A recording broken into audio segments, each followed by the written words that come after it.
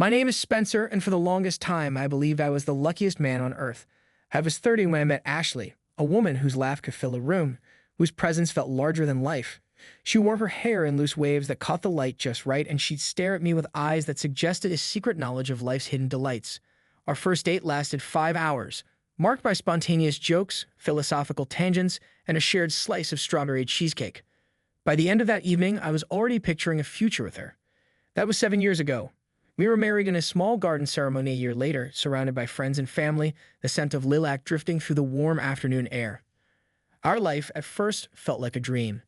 We combined our modest incomes, mine from working as a graphic designer, hers from her up-and-coming career in event management, and moved into a snug two-bedroom apartment with a view of the park.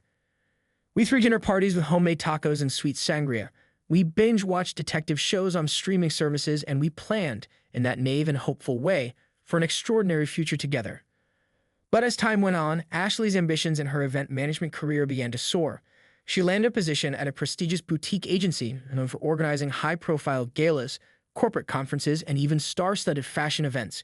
She often came home glowing with excitement over the celebrities and business moguls she'd encountered that day. I was proud of her, genuinely so.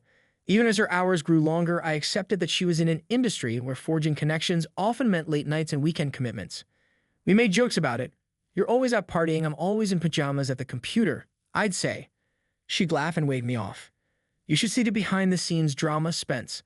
This is hardly partying." For a time, I believed her. Maybe I wanted to believe her so badly that I ignored every warning sign that was to come. The first subtle cracks. It started with small, almost insignificant changes, like the way she would take phone calls in another room or abruptly shut down her laptop the moment I walked by. Sensitive client info, she'd say with a shrug and a wink. Then her schedule grew even more erratic, and she'd come home wearing the slightest whiff of cologne that wasn't mine. I'd tease her. "Smells like some fancy sponsor gave you a hug."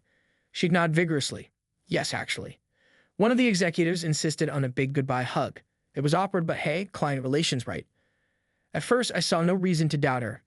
Ashley was a social butterfly, affectionate with people, and her job demanded she mingle. Yet I couldn't shake a low-key, uneasy feeling whenever she came home with that faint, unfamiliar cologne. Still, I told myself I was being paranoid. But the real red flags began popping up about a year and a half ago. She started making jokes about stepping up in life, how she was ready to leave behind the boring nights, and how she wanted to experience everything the city had to offer. I shrugged it off as her flamboyant sense of humor. Ashley had always been one to dream big, to chase any possible thrill. But a creeping sense of inadequacy took root in me. Was that not enough excitement for her? The turning point. Unanswered questions. We'd always made a point to share about our days before bed, even if it was just a 5-minute exchange in our cramped living room. But Ashley began arriving home with an opaque aura of secrecy. I'd ask a simple question. "How was the product launch event today?" And she'd offer an evasive, "Fine, a bit dull." Then she'd slip off to the bathroom, phone clutched firmly in hand, or claim she was too exhausted to talk. One Sunday afternoon, after she left her laptop open in the bedroom, I passed by and glimpsed an email thread that caught my eye. It referenced a small after-party she'd attended, an after-party she had never mentioned to me. My curiosity piqued. I scanned it. It was a conversation with someone named Darius, and it seemed intimate. She wrote about how the private lounge was so exclusive, and how she couldn't believe that moment on the rooftop, and the conversation about changing the trajectory of my life. The language was ambiguous, but the undertones were rife with possibility. I felt my pulse quicken, a mix of suspicion and dread. But I told myself, don't assume the worst, so I left alone. Perhaps in hindsight, that was a mistake, but at the time the idea of betrayal from Ashley felt impossible. I had put her on a pedestal, trusting that she'd never do anything to jeopardize us. That's the thing about illusions, they have to shatter eventually, or they keep you blinded forever. A late-night call one night months later, my phone buzzed at 2 a.m. I jolted awake, heart racing in the midnight hush. The call was from an unknown number. I almost let it go to voicemail, but something compelled me to answer. "Hello," I mumbled, voice husky with sleep. "Spencer?" A man's voice asked, oddly urgent. "I've been trying to reach Ashley, but she's not picking up." My brain struggled to process. Who is this? He paused. "Name's Ethan. I'm a coworker. She was supposed to be at a planning session. She texted me from your shared phone plan once, so I found your number. Sorry to bother you this late." My mind scrambled. "She's not with you?" I asked, my stomach nodding. "She said it was an all-night event you were both working on." Event ended at midnight, he said, confusion heavy in his tone. She told me she was leaving with some sponsor. Are you sure she's not home? I glanced at the empty side of our bed. No, she's not, I replied, a chill coursing through me. I need to go. When I hung up, my hands shook. Ashley had told me something entirely different, that she'd be out until morning with her coworker, finalizing an important deal. Yet her coworker had no idea where she was. In a quiet panic, I called her phone. Straight to voicemail. I sat there in the dim glow of the nightstand lamp, anxiety clawing at me. By the time she stumbled through the door at 5 a.m., reeking of an expensive cologne, my mind was a turbulent mess. She was bleary-eyed, muttering a quick sorry, a sponsor needed a ride home, then dropping into bed without further explanation. I sat there, half numb, half furious, wanting to demand answers right then. But instead, I just stared at the ceiling, heart pounding with the realization that things were unraveling, that the reality I clung to might be a sham. Still, I didn't confront her. Call it fear. Call it a desperate hope that there was some logical explanation. But deep inside, I knew we were barreling toward a confrontation I could no longer postpone. The discovery. The day I finally uncovered the truth was a crisp autumn Wednesday. I remember the leaves swirling around my feet as I walked home from a freelance meeting. A sense of foreboding in the pit of my stomach. I found Ashley's phone on the kitchen counter, unlocked, vibrating with a series of text messages. It was unusual for her to leave it unguarded. Maybe she'd grown careless, or maybe she assumed she had me under such tight control that I wouldn't dare pry. A single glance at the screen told me everything. One message read, "Hey babes, still on for tomorrow night? Missing your smile." Another said, "That talk about Paris. Did you mean it, or were you just teasing me?" My chest heightened. The sender was Julian. I recognized the name as a new sponsor Ashley had mentioned in passing, someone involved in a big upcoming product launch. My eyes flicked to older texts, effusive praise for her, plans to meet at fancy rooftop bars, inside jokes referencing nights I had never known she spent outside. I scrolled further, past the sweet nothings and into more explicit territory, messages that left no doubt they were intimately involved. But the real knife to the gut came when I saw references to other men. The text suggested that Julian was far from the only one. She boasted to him about how Darius is so clingy and Miles keeps offering me these fancy gifts. My trembling hand nearly dropped the phone as I realized Ashley wasn't just having an affair, she was juggling multiple affairs. She turned the excitement of her job into a playground of secret rendezvous. For a moment, I couldn't breathe. The kitchen swam in my vision. It felt like the floor had vanished beneath my feet. The woman I'd loved wholeheartedly, the life I cherished. It was all a lie. Outrage surged in me like wildfire, but heartbreak overshadowed it. Memories of our wedding day, of lazy Sunday breakfasts, of her half-asleep smile in the mornings, they pounded through my head, mocking me. I set the phone back down exactly as I found it, compelled by some last shred of calm. Then I walked into our bedroom, sank onto the bed, and let tears spill out, tears of betrayal and bitter disappointment. I knew there was no coming back from this, but I also knew that the old Spencer, the trusting, wide-eyed Spencer, was gone forever. The confrontation? Ashley arrived home late that night, her hair perfumed, her posture radiating confidence. I could almost sense the thrill she felt from her escapades. I waited in the living room, lights dimmed, phone in hand with screenshots of the texts. She looked at me, an instant flicker of unease crossing her face. She must have read the tension in my eyes. "You're up late," she said, forcing a breezy tone. "Everything okay?" I didn't respond immediately. Instead, I gestured for her to sit. She hesitated, then complied, sinking into the armchair. My voice, when it finally emerged, was colder than I expected. "Ashley, how many times have you lied to me this week alone?" She blinked rapidly. "Spencer, what are you talking about? Why are you so?" I cut her off. "I know about Julian. I know about Darius and Miles, too." Her face went ashen, eyes darting toward the phone in my hand. I continued. "I read the messages. Your phone was unlocked on the counter." For an instant, panic flashed in her expression, followed by a desperate attempt to regain composure. "It's not what you think," she said, voice trembling. "I mean, those are just jokes. Flirtations for the sake of my job. I have to keep them happy." I raised my hand sharply. "Don't you dare insult my intelligence." My heart thundered in my ears. "I saw what you wrote. I saw their replies. You're sleeping with him, Ashley. Don't deny it." She faltered, tears welling in her eyes. "Spencer, She choked on the words. "Maybe I got carried away. I never wanted to." "Carried away?" I echoed, voice shaking. "You humiliated me. You took advantage of my trust, my love, and you trampled it. Why, Ashley? Just why?" She pressed the heels of her palms against her eyes, letting out a strained sob. I needed excitement. I needed to feel powerful to have this sense that I could have anything. My job introduced me to these men, and it felt unstoppable. She paused, voice breaking. It was never about you not being enough. It was about me craving more. I stared at her, heart numb. You crave more, I repeated quietly, and you never bothered to think what it would do to me, to us. She remained silent, tears streaming down her cheeks. After a long moment, I stood, glancing around at our apartment, the tangible memories of our shared life. You turned me into a fool, I said, voice heavy with finality. She scrambled to her feet, crossing the room to grab my arm. Don't say that. Let's fix this. We can do therapy, we can. I pulled away. No, I said firmly. I can't fix a marriage that was never real in the first place. You lied to me.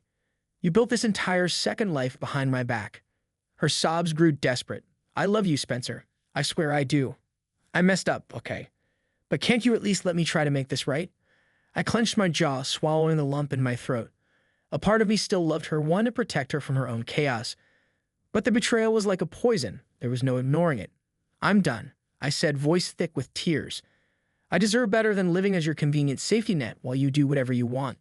She dropped to her knees, arms clutching at her stomach as if in pain. Please, don't leave me. Her words tumbled out in broken sobs. I looked down at her, feeling the anguish of seeing someone I had once adored reduced to this. You left me a long time ago, I whispered. Then I turned, grabbed my keys, and walked out the door. The aftermath. Those next few weeks were surreal. I moved in with my friend Caleb, occupying a spare room in his house.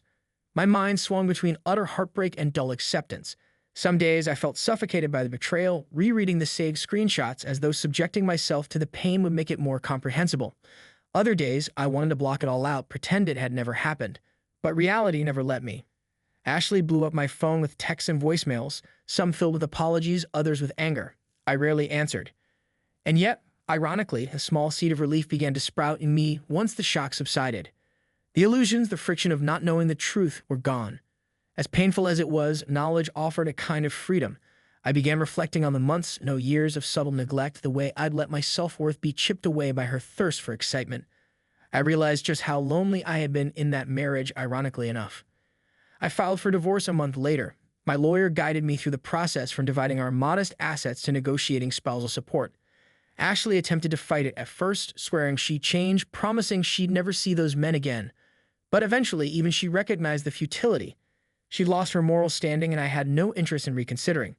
Our hearing was brief. I remember the judge asking if our marriage was irretrievably broken. I answered yes with a steady voice. Ashley cried, but I didn't let it derail me. Finding happiness in the aftermath. Now it's been nearly a year since the day I left her in that living room, a year of rebuilding my identity piece by piece. Strange as it sounds, I'm happier now than I ever was while trapped in that toxic cycle of suspicion and heartbreak. I moved into a small but cozy loft with exposed brick walls full of potential. I started focusing on my freelance graphic design, picking up clients who value my creative flair. I reconnected with old friends, tried new hobbies, like guitar lessons and weekend hiking trips. For the first time in ages, I'm not waiting anxiously for late-night calls or suspicious text messages. My phone is blessedly quiet at midnight, and when I wake up, it's with a sense of calm rather than dread. I realize I've been living under a shadow for so long that I forgot what sunshine felt like. I also started therapy. Initially, it was just to process the betrayal, to figure out how to trust myself again, to manage the anger that threatened to consume me. But therapy unearthed more, how I'd long sacrificed my own voice to keep Ashley happy, how I consistently played the role of supportive spouse, while ignoring the warning signs about our incompatibilities. She yearned for a fast-paced, thrill-seeking lifestyle, feeding off validation from multiple men, while I craved a quieter, more meaningful partnership. The mismatch was painfully obvious in retrospect. In therapy, I learned to set boundaries, to hold onto my self-respect like a precious artifact. Gradually, the old heartbreak morphed into gratitude that I got out before I lost more of myself. I gleaned lessons from that tumultuous chapter. That trust is fragile, that love can't survive if one partner is callously disregarding the other, and that ignoring your gut instincts only prolongs the inevitable. The best part? I'm open to new relationships now. Cautiously, of course, but with a newfound confidence in what I want and what I deserve. I've gone on a handful of dates, each time reminding myself that I don't have to settle or shape-shift to please someone else. I can be me wholeheartedly. And if that person can't accept me for who I am, then I'd rather walk away than twist myself into something I'm not. Ashley, as far as I know, left her event management job a few months after the divorce. People told me she parted ways with the agency under murky circumstances. Perhaps it was too closely tied to the men she'd involved herself with. I don't keep tabs on her. Her name occasionally surfaces in mutual social circles, usually accompanied by stories of some fleeting new fling or dramatic heartbreak. I neither revel in her troubles nor pity her. In fact, I've let go of the resentment I once felt. Yes, she lied. Yes, she shattered the marriage. But in doing so, she unwittingly set me free to find an authenticity I'd buried under illusions. A brighter horizon. Sometimes on a quiet evening, I'll revisit those early memories of us. The night she and I shared that slice of strawberry cheesecake, the road trip to a lakeside cabin where we watched the sunset, or even the time she surprised me with a homemade birthday cake shaped like a giant paint palette to honor my artistic side. I let myself acknowledge that not every moment was false, that there was real love once, but it's overshadowed by the choice she made to prioritize her ego-driven thrills over the sanctity of our marriage. As for me, I've discovered that heartbreak can be a catalyst for profound personal growth. I'm more attuned to my needs and boundaries, more willing to speak up when something feels off. I've learned I can't fix another person's wanderlust or mend the holes in their soul if they won't face them honestly. And I've learned that being nice to keep the peace can lead to losing yourself entirely. I'm happy now, genuinely happy. Not the naive, starry-eyed happiness of someone who thinks love conquers all without effort, but the steady contentment of a man who has been tested and come out the other side stronger. I see the world with clearer eyes. I find solace in my art, drawing and painting with an unburdened mind. There's a certain sweetness in living life on my own terms, unafraid of who I might disappoint, because I know I can't disappoint myself anymore. I'd be lying if I said I never feel a pang of sadness recalling the depth of Ashley's betrayal. But that pang doesn't hold me hostage. Instead, it reminds me how far I've come. I can step into the sunlight, breathe in the fresh air of a life not entangled in secrets or illusions, and smile. Because no matter how devastating her actions were, I found my way through the wreckage, wiser, calmer, and deeply appreciative of the second chance I gave myself. And that, to me, is the happy ending. The realization that my self-worth doesn't hinge on anyone else's approval or fidelity. It took heartbreak to learn it, but I'd rather stand firm in my truth than live in blissful ignorance. I'm free from the lies that once trapped me. That freedom, I come to understand, is worth everything.